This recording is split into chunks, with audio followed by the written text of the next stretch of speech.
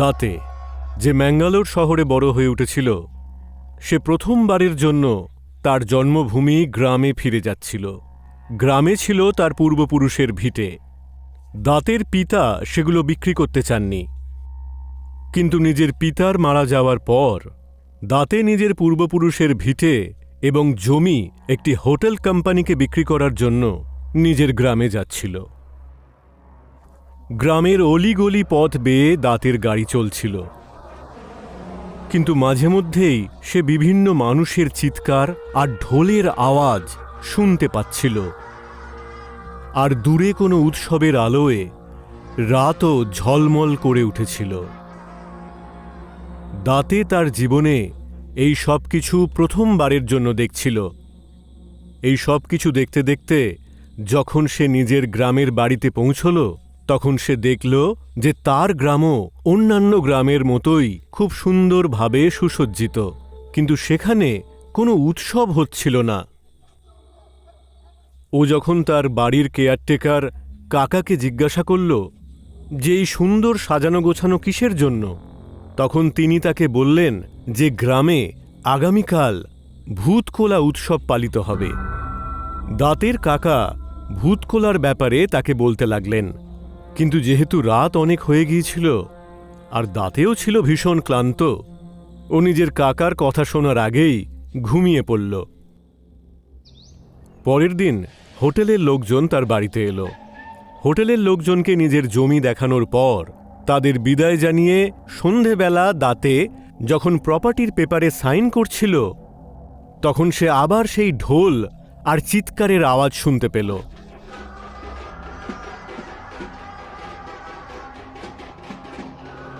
দাঁতে যখন নিজের ঘরের জানালা দিয়ে তাকালো, তখন সে অদ্ভুত এক দৃশ্য দেখতে পেল।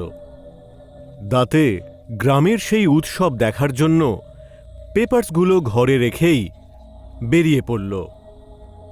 উৎসবের স্থানে দাঁতে গিয়ে দেখল সেখানে অনেক মানুষ একসঙ্গে জড়ো হয়েছে, আর সেই ঢোলের আওয়াজ সে তখন আরও জোরে শুনতে পাচ্ছিল।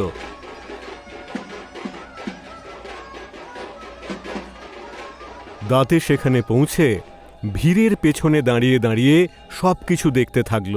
সে দেখল নানা রঙের কাপড় পরিহিত একটি ব্যক্তি তার দিকে পেছন ফিরে বিভিন্ন অঙ্গভঙ্গি করছিল আর এক অদ্ভুত ভঙ্গিতে নৃত্য করছিল, আর বাকিরা সবাই তার সামনে হাত জোড় করে তাকে বিভিন্ন ব্যাপারে জিজ্ঞাসাবাদ করছিল।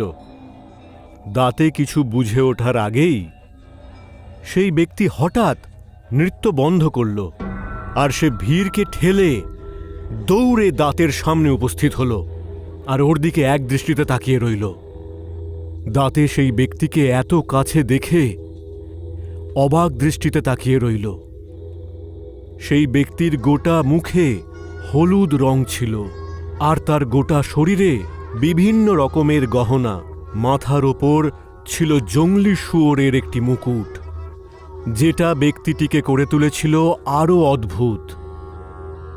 ব্যক্তিটি অনেকক্ষণ ধরে দাঁতের দিকে তাকিয়ে থাকার পর হঠাৎ করে চেঁচিয়ে উঠল, এতটাই জোরে যে দাঁতের ভয়ে বুক কেঁপে উঠল। তারপর সেই ব্যক্তিটি চিৎকার করে জঙ্গলের মধ্যে মিলিয়ে গেল। এই ঘটনার পর গ্রামের সবাই দাঁতের দিকে তাকিয়ে রইল। প্রত্যেক গ্রামবাসীর মুখে দাঁতে দেখল এক অদ্ভুত ভয়ের ছায়া। সবাই দাঁতেকে সতর্ক করতে লাগল যে ওর সঙ্গে এবার খারাপ কিছু ঘটবে, আর তাই তাকে খুব সাবধানে থাকতে হবে। দাঁতে কিন্তু কিছুই বিশ্বাস করল না। সে ভাবল এই সব কিছুই গ্রামবাসীদের অন্ধ কুসংস্কার। সে নিজের বাড়িতে ফিরে গেল। দাঁতের বাড়িতে পৌঁছনো মাত্রই তার কাকা হন্তদন্ত হয়ে দাঁতের ঘরে এসে পৌঁছলেন, আর ভয়ের সঙ্গে দাঁতেকে বোঝাতে লাগলেন। তার কাকা তাকে বললেন যে ব্যক্তিটি তার দিকে তাকিয়ে চিৎকার করেছিল সে ছিল আসলে পঞ্জুরি দেবতা, যে গ্রামবাসী আর তাদের জমির সুরক্ষা প্রদান করে আর গ্রামবাসীদের বিভিন্ন সমস্যা থেকে উদ্ধার করেন। উনি প্রতি বছর ভূতকোলার সময়ে আবির্ভূত হন আর মানুষের সমস্ত সমস্যার সমাধান করেন। আর ওনার আবির্ভাবের এই খুশিতেই প্রত্যেক বছর এই উৎসব পালিত হয়। দাঁতের কাকা দাঁতেকে বললেন, পঞ্জুরি দেবতার দাঁতের ওপর চিৎকারের অর্থ এটাই ছিল যে জমি দাঁতে বিক্রি করছিল, পঞ্জুরি দেবতা সেই বিক্রির বিরুদ্ধে ছিলেন। দাঁতে এই সমস্ত কথা শুনে জোরে জোরে হাসতে লাগল। দাঁতের কাকা তাকে বোঝাতে লাগল যে যদি দাঁতে পঞ্জুরি দেবতার কথা না শোনে তাহলে দাঁতের প্রাণ সংশয় পর্যন্ত ঘটতে পারে।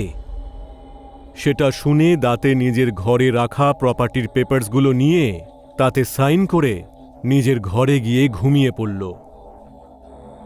সেই রাতে দাঁতে নিশ্চিন্তে ঘুমোচ্ছিল। মধ্যরাতের পর একটা আওয়াজে যখন দাঁতের ঘুম ভাঙল, মনোযোগ দিয়ে শোনার পর দাঁতে বুঝল ভূতকোলায় শোনা আওয়াজের সঙ্গে এই আওয়াজটি ছিল হুবহু এক। কিন্তু এবার সে কারোর একটা কান্নার আওয়াজ পেল। ভয় পেয়ে দাঁতে যখন সেই আওয়াজ অনুসরণ করে দরজা অবধি গেল, তখন সে বহু দূর পর্যন্ত কাউকে দেখতে পেল না। কিন্তু তখনই হঠাৎ করে একটা আগুনের স্ফুলিঙ্গ ছুটে এলো তার দিকে, আর আকস্মিকভাবে পঞ্জুরি দেবতা তার সামনে প্রকট হয়ে চিৎকার করে উঠলেন। সেটা দেখে দাঁতে ঘেমে গেল, আর কোনো ভাবনা চিন্তা না করেই দাঁতে নিজের গাড়িতে বসে সেই গ্রাম ছেড়ে পালালো। গাড়ি চালাতে চালাতে দাঁতে জঙ্গলের রাস্তায় যখন পৌঁছল, তখনই হঠাৎ সে কিছু একটা দেখতে পেল, যেটা দেখে দাঁতে ভয় পেয়ে গেল। সে দেখল তার সামনে দাঁড়িয়ে আছে একটা জংলি শুয়োর, যার মাথায় সোনার মুকুট, গলায় সোনার হার, যার দাঁতগুলোও সোনার, তার গাড়ির সামনে দাঁড়িয়ে আছে। ভয় পেয়ে দাঁতে গাড়ি ঘোরালো, নিয়ন্ত্রণ হারিয়ে তার গাড়ি ধাক্কা খেল একটা গাছে। দাঁতের অ্যাক্সিডেন্ট হয়েছিল, আর সেখানেই দাঁতে হয়ে পড়ল অজ্ঞান। দাঁতের যখন জ্ঞান ফিরল, ও তখন ছিল হসপিটালে, আর তার কাকা পাশেই বসেছিলেন। কাকাকে দেখেই দাঁতে কান্নায় ভেঙে পড়ল। তারপর সে তার কাকাকে তৎক্ষণাৎ প্রপার্টির পেপারস নিয়ে আসতে বলল। তার কাকা যখনই সেই পেপারস নিয়ে এলেন, দাঁতে তখনই সব কাগজ ছিঁড়ে ফেলল। হসপিটাল থেকে ডিসচার্জ হবার পর দাঁতে পঞ্জুরি দেবতার কাছে ক্ষমা চায়, আর এই প্রতিজ্ঞা করে ম্যাঙ্গালোরে আবার ফিরে গেল যে সে তার পূর্বপুরুষের ভিটে কোনোদিন কাউকে বিক্রি করবে না। আমরা জানি না যে দাঁতের সঙ্গে যেসব ঘটনা ঘটল সেটা কোনো দেবতার মায়া ছিল নাকি কোনো অলৌকিক ঘটনা, কিন্তু সে যাই হোক, এই ঘটনা আমাদের অনেক কিছু শিখিয়ে দিয়ে গেল।